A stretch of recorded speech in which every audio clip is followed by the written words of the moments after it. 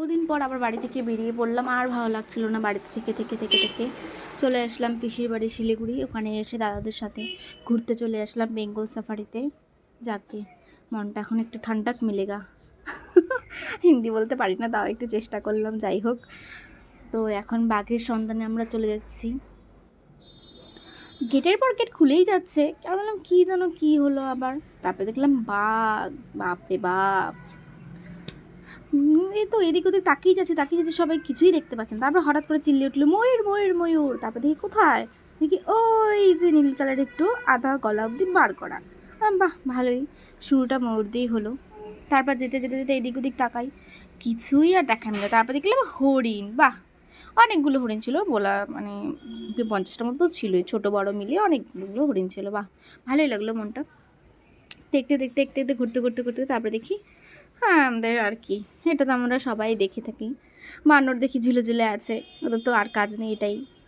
তারপর যেতে দেখি মা বাঘ বাঘ বলে সবাই চিল্লিয়ে উঠলো, কিন্তু বাঘ ঘুমিয়ে আছে।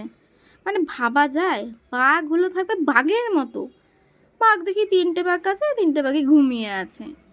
মানে কি বলবো আর। যাই হোক, দেখে টেকে এসে দেখলাম শিম্পাঞ্জি লাভ। বাপরে বাপ, দেখে আমি হেসে কুটিপুটি, মানে কি বলবো। তারপর মোনা মাংকি দেখলাম, মোনা মাংকি চুপ করে বসে আছে। তারপর আরেকটা মাংকি ছিল, যেটা নামটা ঠিক মনে পড়ছে না এই মুহূর্তে, তো কী যে খুঁজছে কে জানে। যাই হোক, তারপর সাদা হরিণ, তার আগে হয়তো বন বিড়াল ছিল।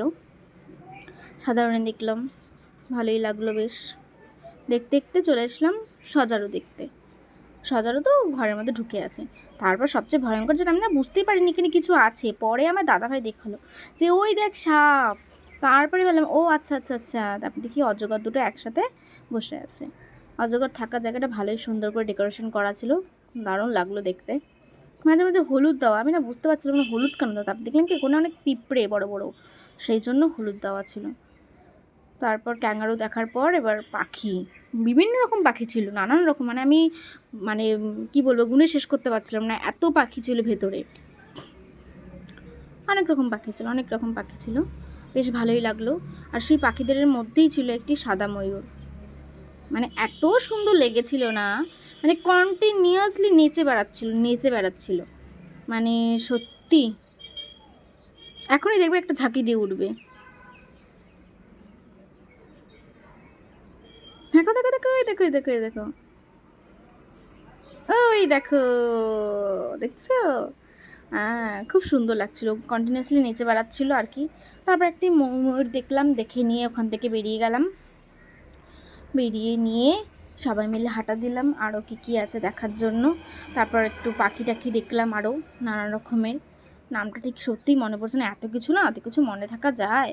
বাপরে, অনেক কিছু অনেক কিছু, মানে আমি যেই টাকাটার টিকিট কেটেছিলাম সত্যি আমার মানে মনটাও সার্থক, আর টিকিটটার যে টাকাটাও সত্যি উসুল হয়ে গেছে, সত্যি দারুণ দারুণ দারুণ, মানে কিছু বলার নেই। তারপরে চলে এসলাম লাস্ট কুমির দেখতে। পিসি আর ঠাম্মি আগে আগে যাচ্ছিলো, তাহলে একটু তাকাও এদিকে। তারপর কুমির দেখলাম, বাপরে বাপ, এত গরম না সত্যি, মানে আমরাই তো উসপিস, গরমে দেখি জল খাচ্ছে, হেঁটে বেড়াচ্ছে, নেচে বেড়াচ্ছে, এত গরমে আর কী করবো। তারপর আমি একটু ঝর্ণা দেখে নিই, একটু আমার মতো করে নিলাম। টাটা।